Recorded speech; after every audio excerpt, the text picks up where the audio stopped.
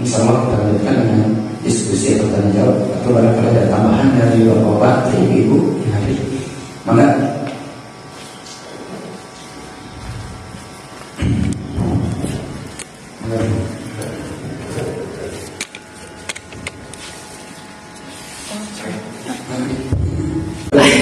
ya, terima kasih Pak Ustadz sebelumnya. Saya izin bertanya. Tadi seperti yang Pak Ustadz bilang bahwa ketika zaman Nabi dilakukan pemboikotan dan embargo segala macam, umat Islam masih bersatu, gitu ya. Mereka masih mau bertahan. Nah, untuk sekarang kita bisa melihat banyak fenomena umat Islam tuh terpecah belah gitu, dikasih sedikit ujian, udah mereka menghindar ataupun ya udahlah saya keluar Islam atau misalkan seperti apa. Karena kan sekarang fenomenanya Islam itu banyak, Islamofobia juga banyak, terus juga Islam dicapnya juga teroris, agama yang keras dan segala macam gitu ya. Nah, apa sih yang bisa menyebabkan hal itu? Gitu, kenapa Islam bisa dicap seperti itu dan kenapa sekarang sepertinya umat Islam sulit untuk bersatu? Gitu. Itu yang pertama, Bapak. Yang kedua, izin saya bertanya mungkin sedikit keluar dari topik yang tadi. Ini tentang Yahudi, saya tuh agak bingung juga sedikit. Apa sih sebenarnya perbedaan mendasar antara Yahudi, Zionis, dan Israel itu sendiri gitu? Kadang saya masih bingung untuk membedakan ketiga istilah-istilah itu. Gitu. Mungkin sekian dari saya. Terima kasih, Bapak. Yang pertama ini memang ini ujian kita ya, bahwa yang mungkin Islam tadi terpecah-pecah ataupun tadi diuji sedikit juga melenceng, dan pemerintahan juga seperti itu. Tapi kalau kita berbicara pemerintahan zaman Rasulullah juga sama ya, agar kalau kita ambilkan kiasnya bahwa zaman Rasulullah juga berita tentang Islam itu banyak negatif ya, disebutnya tukang sihir, dukun ya, penyair, orang gila. Sama seperti sekarang, Islam itu kan diinginkan teroris, diinginkan sebagai intoleran, gitu kan. Apalagi banyak yang memberikan persepsi negatif tentang Islam. Tapi kita lihat fenomena di Barat aja, yang Islamophobia lebih keras gitu. Tapi ternyata kan masih banyak ya orang yang berlindung masuk Islam. Karena itu sunnatullah. Yuriduna liyutfi'u nurallahi wallahu mutimmu nurihi walau karihal kafirun. Jadi mereka ingin untuk memadamkan cahaya Allah Islam ini. Itu dengan berita-berita dan ini. Tapi Allah akan menyempurnakan. Ini sunatullah. Hanya sekarang apakah kita termasuk orang yang ikut ke sana untuk membenarkan Islamophobia ataupun fitnah-fitnah itu, atau ikut menjelaskan untuk memberikan Islam yang sebenarnya? Ya, karena di kata Muhammad itu kan Islam itu dulu mahjubul muslimin katanya. Jadi Islam itu tertutup oleh orang Islam sendiri. Kalau Quran dan hadisnya mah tidak ada yang benar membantah banyaknya kan. Tapi kan perilaku umat Islam sendiri yang kadang memberikan negatif-negatif. Nah, ini tugas kita. Ya, tugas kita bagaimana kita menjelaskan tentang Islam dan juga tentunya konsep Islam itu diterapkan kepada kita. Karena apa itu kan jadi sunnatullah, akan memberikan dampak positif untuk memberikan Islam ini. Seperti kita kemarin lihat di Piala Dunia yang kata banyak orang-orang yang diberikan berita-berita apa kayak gini, pas datanya enggak gitu kan, justru perempuan justru anak-anak bisa ini, tidak ada yang mabuk dan lain. Itu memberikan orang kata itu memberi contoh kepada kita gitu kan. Mereka berani dan bangga bahwa Islam identitasnya. Belum tentunya kita itu Indonesia atau event internasional datang ke sini kita berani menampilkan keislaman. Orang kata berani itu. Ya, ada hadis, ada ini untuk memerangi Islamophobia, berita-berita yang negatif. Sama dengan dulu dengan Rasulullah, ketika Rasulullah disebarkan itu dia tukang sihir, dia itu gila dan lain-lain gitu ya. Seperti itu. Ya, yang terpenting bagaimana ini sudah harus berjalan sampai akhir kapanpun. Yang penting kita termasuk golongan orang-orang yang akan ikut membela Islam atau tidak. Yang kedua, yang permasalahan Islam memang ini berulang-ulang ya. Kalau kita lihat fenomena yang terdekat dengan kita itu juga ketika perang salib ya. Perang salib itu kan tahun 1900 akhir ya. Jadi abad 10 Masehi atau di ini sekitar abad ke 3 atau ke-4 ya. Di sana itu kan sudah terjadi perpecahan umat Islam pada saat itu. Jadi kalau kita baca atau ada analisis dari Al Jazeera tentang tentang perang salib. Jadi sebetulnya kan kekalahan umat Islam di perang salib pertama sehingga Yerusalem itu bisa diambil oleh Nasrani bukan karena kekuatan tentara Nasrani, tapi apa? Karena perpecahan di umat Islam. Kalau umat Islam sendiri satu pecah, bersekte-sekte, ini walaupun ada Asia, tapi Asia-nya sangat dalam, gitu ya.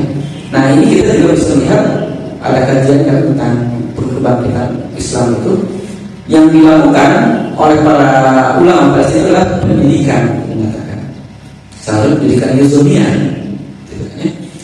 Imam Al-Ghazali dan yang lain-lain akhirnya melahirkan generasi-generasi yang hebat, ya. Itu butuh 3 generasi untuk bangkit itu. Jadi zaman Imam Ghazali, Nurul Ghazali, baru zaman Sulaiman Al-Ayyubi, kebangkitan persatuan.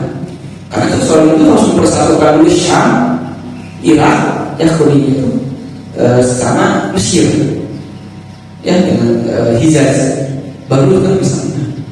Nah, itu pendidikan. Memang seperti sekarang kita banyak masalah pendidikannya yang menjadikan untuk bisa umat Islam tadi tidak mudah tergoda seperti pertanyaan kami di kampung-kampung yang akhirnya dengan Indonesia jadi karena mereka tidak paham.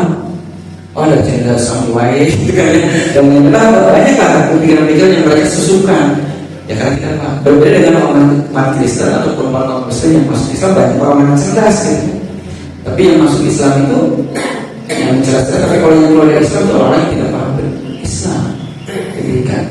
Ini memang datangan kita. Datangan kita juga ya tentang pendidikan. Bahkan sekarang juga pendidikan kita pendidikan Islam kan di pesantren-pesantren juga banyak diserang atau mungkin diuji ya dengan berbagai masalah. Mungkin kedengaran ada yang meninggal sampai dibully, orang yang takut juga pesantren gitu ya. Ada juga kiai yang melakukan perbuatan tidak senonoh ke pesantren. Ini memang mereka tidak tahu ya. Ataupun setan itu kan bisa diizin dan bisa diproses. Bahwa kebangkitan bangsa itu dari pendidikan. Pendidikan ini juga akan diusang, dijauhkan. Tapi kita tetap urusan. Pendidikan itu ada 2 ya. Pendidikan formal itu di lembaga formal kan. Ada pendidikan di keluarga. Dan fenomena ini pendapat ya, banyak yang berpendapat bahwa fenomena ibu-ibu kita yang terlalu sibuk terhadap kali itu kan menyebabkan lupa untuk mendidik anak. Ya bapak-bapak juga sama. Pada saya bekerja gitu kan, istri pun anak bukan istri. Padahal apa? Di dalam itu ya dengan nama aku satu wa ahlikum nar wa qulhan nasu wal hijab. Jadi sahabat kali mengatakan itu aku satu alimu wa alimu ya. Ajarkan adabnya, ajarkan ilmunya. Nanti kita pertanggungjawabannya kita di bawah-bawah ya. Oleh saya udah pesantren yang udah bayar nih 11 juta, udah ya kalau nanti di akhirat tanggung jawabnya nggak pesantren, enggak, itu tetap tanggung jawab itu orang tuanya nanti akan ditanya. Kalaupun anak-anak kita, kenapa sih main ini, main gitu, siapa Alman atau main ini, aku bisa jadi terjerumus pada militer, ya saya bebas dan lain-lain. Nanti di akhirat itu mereka akan menggugat orang tuanya dulu. Orang tuanya mau surga kan digambarkan kan, jangan dulu gitu kan. Saya kalau ini karena orang tua tidak pernah ini, saya kalau dibeli mobil aja, dibeli uang saja, ini tidak pernah disuruh sholat, tidak pernah dicarikan itu, saya ini gitu kan, tidak pernah dilarang ini. Itu juga harus pendidikan keluarga. Dan 2 hal itulah mungkin yang akan dihancurkan dong, yang sekarang kan dihancurkan oleh orang yang tidak suka Islam, baik di keluarganya atau pendidikan formal. Pendidikan formal itu kan sekularisme itu sangat kuat, gitu kan ya. Islam yang dimasukkan, dan juga ujian-ujian tadi lah, termasuk di keluarga. Tanggung jawab kita semua sama, sendiri punya anak. Ini tanggung jawab nanti, walaupun saya di sekolah anak pesantren dimanapun, di akhirat nanti tanggung jawabnya kita juga, gitu kan. Yang sekolah tanggung jawab sekolahnya saja, gitu kan. Ya saya kan sudah melaksanakan kurikulum dan lain-lain. Mereka juga akan kita. Tapi tanggung jawab yang terbesar adalah kita sebagai orang tua. Ya, Ya, anak kita itu sampai umur 12 tahun itu rata-rata di rumah. Ya, kalau sekolah kan SMP. Kalau yang pesantren itu rata-rata setelah SMP bahkan SMA. Ya, itu yang menentukan.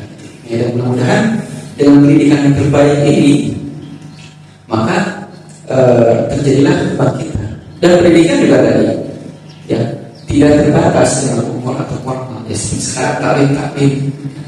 Mungkin kalau kita dulu pengajian-pengajian materinya itu aja, kitabnya itu aja, kan sekarang banyak meningkat ya, dengan banyaknya para ulama, para ustaz-ustaz yang cerdas memberikan pemahaman yang lebih baik, kajiannya juga lebih banyak ya.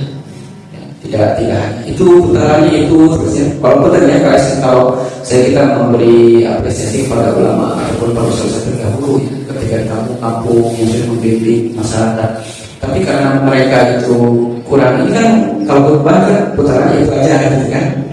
Bahkan ada yang sampai bahasa Arab aja, sehingga masyarakat tidak paham. Nah kalau sekarang kan alhamdulillah lebih banyak ya, ngaji Quran juga lebih diperbaiki dengan sangat ya, keilmuan materi-materi sudah melimpah. Ya, kitab-kitab sekarang apapun yang sudah diterjemahkan belum sudah banyak. Kalau baca tentang Islam sedikit, walaupun ujiannya lebih banyak lagi gitu kan, lebih banyak lagi ya dengan ujian-ujian itu. Jadi kuncinya seperti pendidikan. Kenapa? Rasulullah SAW kita tarik ke belakang, pendidikannya adalah bagaimana mereka membuat pendidikan yang kuat. Pendidikannya apa? Itu malam hari. Itu di rumah Arkom bin Arkom. Yang kan sejenis istilah. Jadi ketika ada Rasulullah itu malam hari, ditambah dengan dialog gitu. Kumil dari yang kumil. Ya kalau kita kan di subuh, kadang sore. Ini pun coba bayangkan, karena pas sembunyi-sembunyi belajarnya itu taklimnya malam hari, dini hari. Dia mulai begitu. Jadi betul-betul kosa, betul fokus. Dan orang yang kesana kan betul-betul minatnya kuat. Ya. Mudah-mudahan dengan pendidikan yang baik ini kita akan meningkatkan ibadah kita. Dan pendidikan yang pertama adalah adab dulu. Adab qabla ilmu, adibu qabla ilmu. Jadi kita tuh kadang-kadang banyak yang orang sudah baju dalam kaitan ilmu, tapi adanya sangat bermasalah. Dan ini memang dibuat dari pendidikan barat itu kan tidak memperhatikan adab. Kalau Islam itu adab itu penting. Coba kalau ke bapak dan ibu tahu yang namanya sholat hadis, itu namanya ada yang namanya jarwal ta'dil. Jadi akan dinilai integritas seorang itu, tidak hanya hadisnya, tapi perilakunya. Kalau di fikih ada hal mustahil. Kalau orang beri fatwa, beri istilah itu mustahil ada kriteриanya. Jadi betul-betul perilakunya, tidak hanya mustahilnya, ada adabnya dalam hadis itu. Kita juga sama. Adabnya itu penting. Kita jangan sampai kalah sama negara-negara lain seperti di Jepang gitu. Mereka sudah mendapat kedisiplinan, kesopanan dan lain-lain dalam versi mereka gitu. Tapi kita penerima matematikanya bagus, fisika, IPA, padahal perilaku sehari-harinya, ngomongnya, padahal diterapkan. Ya. Dan banyak kita lain. Insyaallah di sini juga nanti bisa saling sharing ya berkaitan dengan masalah itu. Itu yang pertama ya. Yang kedua itu berkaitan dengan Israel ya, dan Yahudi serta lagi Zionis ya. Israel itu kan nama lain dari Nabi Yakub ya. Jadi Nabi Yakub itu kan nama Israel ya. Di surat Al-Imran itu Yakub Israel dan Nafsihi ya. Jadi Yakub mengharap ada yang ini ya. Sehingga disebutkan Bani Israel. Karena keturunan dari Nabi Ibrahim itu ada dua ya. Nabi yang di Nabi itu adalah Nabi Ismail dan Nabi Ishak. Nabi Ishak itu menurunkan Nabi Yakub. Nabi Yakub itu ada 10 ya. Salah satunya adalah Nabi Yusuf dan yang itu yang bermigrasi ke bermigrasi ke Mesir. Ya, ketika Nabi Yusuf kan ngajak ke Mesir, makanya disebut dengan Bani Israel. Nah kalau Zionis itu adalah gerakan untuk kembali ke Baitul Maqdis, karena dulu kan mereka menganggap bahwa itu adalah hak mereka gitu. bahwa ketika mereka lari dari Fir'aun itu kan mereka menuju pada tanah yang diharapkan, yaitu Syam itu, Baitul Maqdis itu, ya, sehingga sampai mereka menyeberangi laut Merah. Hanya ketika mereka kekafiran itu oleh Allah sampai 40 hari, 40 tahun ya, apa namanya, itu tersesat, ya tersesat 40 tahun. Baru ketika Nabi Isa sudah dekat ya, Nabi Isa kan berdoanya, matikan aku sekelemparan batu. Jadi sudah kelihatan apa namanya Baitul Maqdis itu. Akhirnya wafat dan baru dilanjutkan oleh Nabi Yusha ya, ketika masuk, karena Nabi Musa tidak mengatakan sampai ke Baitul Maqdis, yang dilanjutkan Nabi Yusha ya. Nah, ketika mereka sudah tercerai dan lain-lain, akhirnya mereka ingin kembali lagi ke sana, itu Zionis gitu ya. Ini memang ditentang juga oleh mereka, sudah melihat bahwa ya sudah, itu kan sudah ada orangnya di sana gitu ya. Kita sudah masing-masing tempatnya, tapi mereka tetap inilah hak berebut mereka. Jadi hak agamanya gitu ya, spiritual mereka bahwa itu tanah yang diharapkan. Jadi mereka harus kembali ke sana dengan cara apapun. Ya sekarang dengan cara kekerasan, ya, dengan bantuan Inggris setelah itu ya, gerakan Inggris. Ya itu. Terus kalau Yahudi, terus saya lupa lagi ya, kalau salah kalau saya nanti apa lagi mereka, saya tidak berani. Saya pernah baca tapi lupa, mungkin bapak lah ada yang kan Yahudi itu apa. Jadi disebutkan kepada Yahuda, saya hampir salah kalau berbicara lebih saya mungkin nanti pertemuan yang akan datang atau ada bapak yang tahu ya, saya lupa lagi. Nanti bulan yang akan datang kalau saya cari referensi lagi itu yang Zionis dan Israel ya, saya hampir salah ya. Atau dari bapak ada yang tahu kan Yahudi itu di sebelah nama Yahudi ya, kalau direkam di sini kalau salah nanti terus menyebar ya. Karena itu mungkin kurang puas yang ketiga, atau bapak ada yang namanya yang dengan Yahudi wajib. Assalamualaikum warahmatullahi wabarakatuh. Tertarik juga mengenai predikat yang menempel kepada orang Israel gitu. Dia Yahudian, kemudian Zionis juga Israel gitu ya. Tapi sebelum itu ada yang ingin mendapatkan penjelasan Pak mengenai perbudakan Pak. Kita mengenal perbudakan itu di zaman Rasulullah ya. Nah yang saya tanyakan, apakah sebelum Rasulullah, apakah perbudakan ini juga terjadi pada nabi-nabi sebelumnya gitu ya. Yang namanya perbudakan itu kalau dulu diartikan sebagai objek gitu ya, barang, sehingga mereka tidak memiliki hak-hak sebagai manusia gitu ya. Sehingga boleh diperlakukan seperti apapun gitu kan. Itu yang pertama. Kemudian yang kedua mengenai Yahudi. Yahudi itu kan agama Pak. Makanya di dalam ayat dikatakan dalam keterangan kullu mauludin yuladu alal fitrah gitu. Pak abawahu apa? Kemudian Nasranian mau jadikan Yahudi, mau jadikan Nasrani itu kan agama. Cuma sekarang kita nyebutnya Kristen gitu. Tapi sebenarnya itu agama gitu kan, yang dikembangkan pada waktu itu.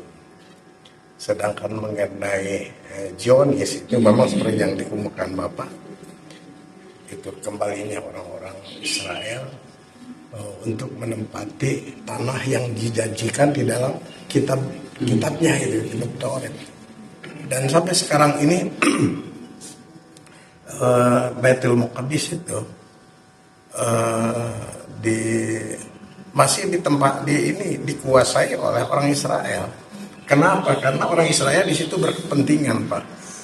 Karena di sampingnya Masjidil Aqsa juga ada tempat ibadahnya orang-orang Yahudi yang meratap-ratap gitu. Jadi kalau kita habis sholat, kita suka lihat gitu ke tempat ratapan tangis itu. Ada nggak jauh itu, satu tembok Pak. Ini Masjidil Aqsa, di bawahnya temboknya tempat ratapan. Kita jadi nonton juga di situ karena pengen tahu gitu ya. Kemudian nomor polisi saja Pak, nomor plat mobil itu plat Israel, walaupun itu di Yerusalem, karena dia mengatakan bahwa Yerusalem Barat maupun Yerusalem Timur itu adalah bagian dari negaranya. Kecuali di Yeriko itu jarang lah orang-orang, hampir nggak ada. Bahkan nomor polisi juga mobil itu mobil Palestina. Dan ketika kita ketemu, wah, mereka tahu kita tuh orang Indonesia. Ya ahi Indonesia, ya ahi Indonesia. Tapi ada satu tempat juga di mana di satu masjid berkumpulnya makam-makam para nabi. Ada banyak nabi di situ. Ada berapa nabi lupa lagi lah, gitu ya, berapa nabi. Namun di situ orang Muslim semua, tapi masih dijaga oleh orang Kristen, ini Yahudi, orang Israel. Gitu. Jadi kemerdekaan Palestina itu, walaupun itu negaranya ya, tapi di bagian-bagian tertentu masih dikuasai oleh orang Israel. Itulah dia termasuk juga dalam pengertian Zionis. Pendudukan terhadap tanah-tanah Palestina yang diakui sebagai bagian dari negaranya. Nah, kemudian kalau mengenai Israel kan itu bangsa, suku bangsa yang kemudian dijadikan nama negaranya, negara Israel gitu ya. Gitu. Ya sepengetahuan saya seperti itu. Ya, jadi saya lihat dulu ya, saya lupa lagi tadinya.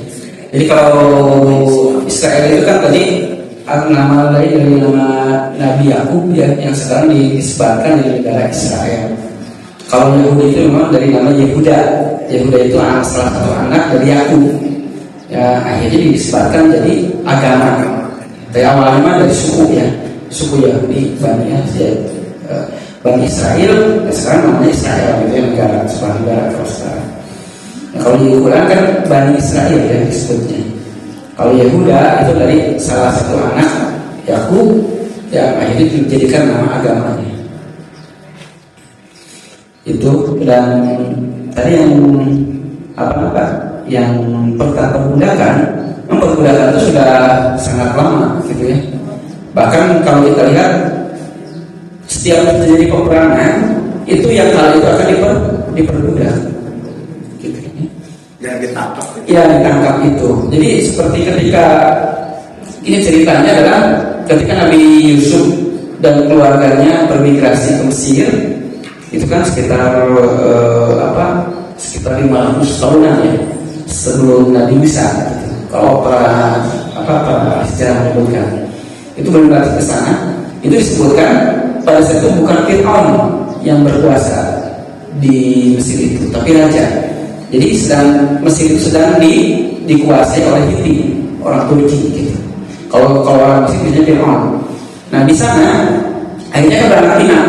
Tapi ketika kembali lagi kepada Fir'aun, kepada Raja Mesir Hiti itu, orang-orang Yahudi itu kalah kan, dia jadi diperbudak dan sudah 101 tahun. Ketika Nabi Musa lahir itu sudah diperbudak kondisinya. Ya, itu berarti kan Nabi Musa, jarak Nabi Musa dengan Nabi Muhammad itu sekitar 2000 tahunan ya, kurang lebih ya, karena jarak beliau kepada kepada Nabi 1400 ya, bukan 1400 tahun. Dari Nabi Musa dan Nabi Isa itu sekitar 1000 tahunan. Dari Nabi Musa dan Nabi Isa dan Nabi Muhammad itu 500 tahunan lebih gitu.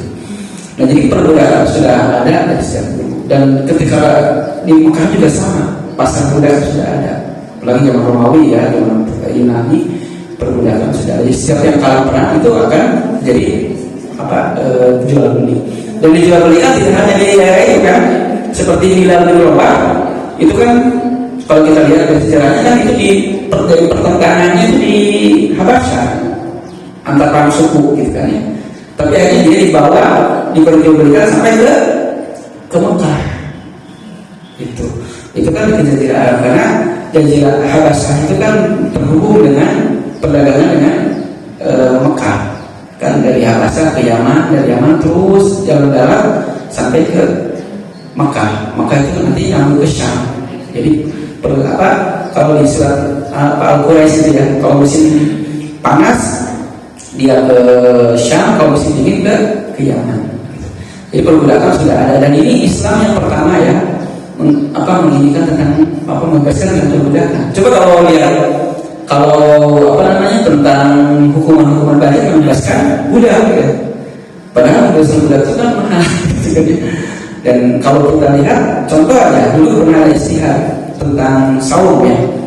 Saum, kalau saum melakukan hubungan badan siang hari, hukumannya apa? Itu membebaskan budak. Kalau enggak terus tidaknya saum 2 bulan berturut-turut atau 60. Ada ulama dulu mengatakan, oh raja mah tuh enak tuh gitu, kalau gitu membebaskan budak aja, hubungan suami istri budaknya dibuang, budaknya dibalik katanya. Saum 2 bulan berturut-turut di awal. Itu kan ditentang sama ulama lain bahwa ini sudah ketetapan Nabi, Allah oleh Nabi-Nya. Jadi pasti ada hikmahnya. Kalau bulan saum 2 bulan itu kan hanya untuk dirinya. Tapi kalau membebaskan budak itu membebaskan seseorang pada kemanusiaannya. Ya. Tentang jihad juga sama, ya, membebaskan budak. Gitu kan. Kalau ada kisos ada juga membebaskan budak, banyak sekali. Jadi pembebasan itu sudah diindikan oleh Islam. Kalau kita lihat Amerika sekarang aja masih sangat kental ya diskriminasi budak itu. Bahkan kalau kita lihat ada ini tentang perjalanan pelayan budak putih, itu ternyata kan perbudakan itu ataupun anggapan terhadap budak itu beda ras itu tahun 90 masih kuat. Bahkan Amerika yang mendukung yang Afrika Selatan apartheid. Kan kita ngomong dia tentang kemanusiaan, mereka mendukung apartheid gitu kan. Kita masih lihat di televisi 90-an. Sekarang mereka mendukung Zionis. Zionis itu kan juga mengkasarkan orang Palestina di sana. Beda lagi jadinya di boykot. Bahkan tidak ada larangan daerah yang tidak boleh masuk orang Palestina. Itu kan sudah membedakan. Jadi mereka itu menggaung-gaungkan tentang persamaan dan yang lain. Ternyata kenyataan beda dari Islam. Zaman Rasulullah saya ada Islam Al-Farisi dari Paris, ada Bilal, ada dari Romawi, sudah sama. Tidak ada perbedaan antara Ajam dan Arab. Yang adalah ketakwaan. Itu barangkali insya Allah. Mungkin sebagai informasi aja ya. Perkembangan Islam seperti yang disampaikan tadi sama Ibu itu sama Meng itu. Memang di satu sisi Islam itu demikian pesat berkembang, tapi di sisi lain gangguannya luar biasa.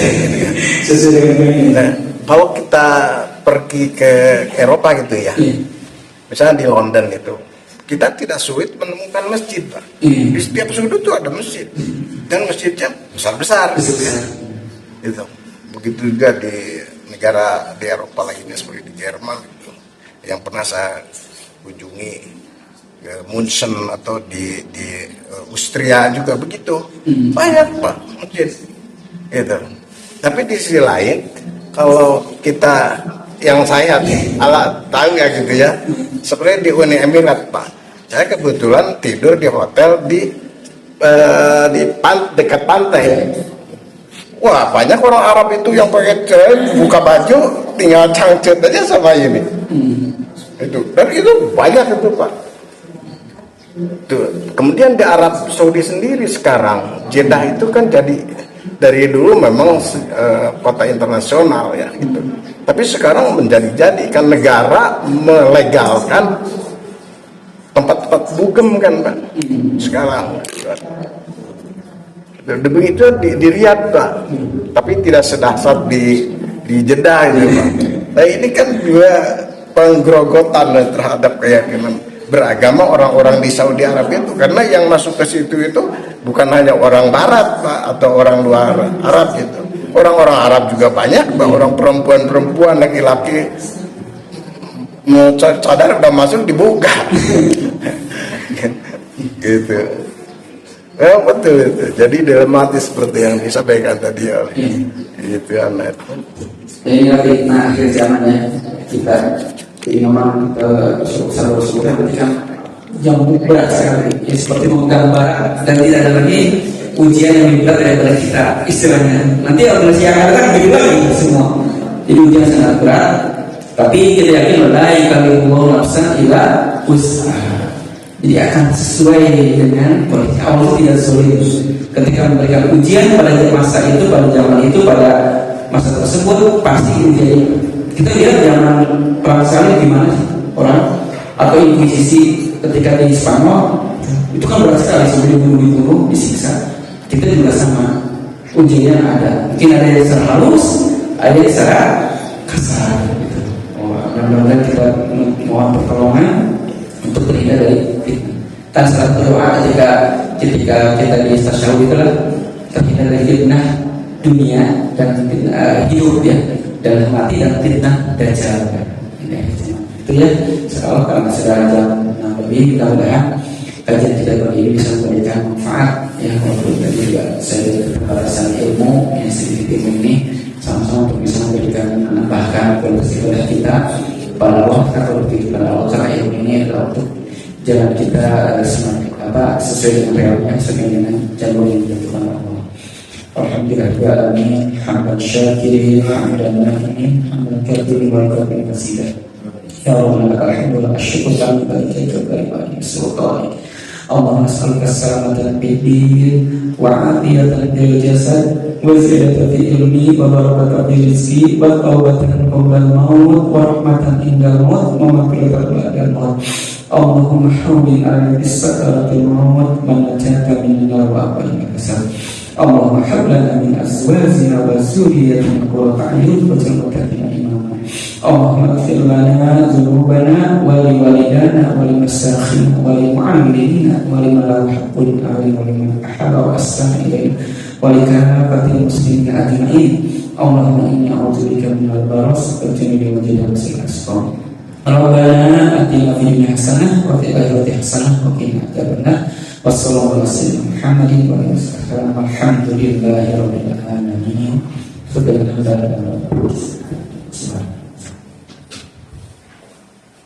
Assalamualaikum warahmatullahi wabarakatuh.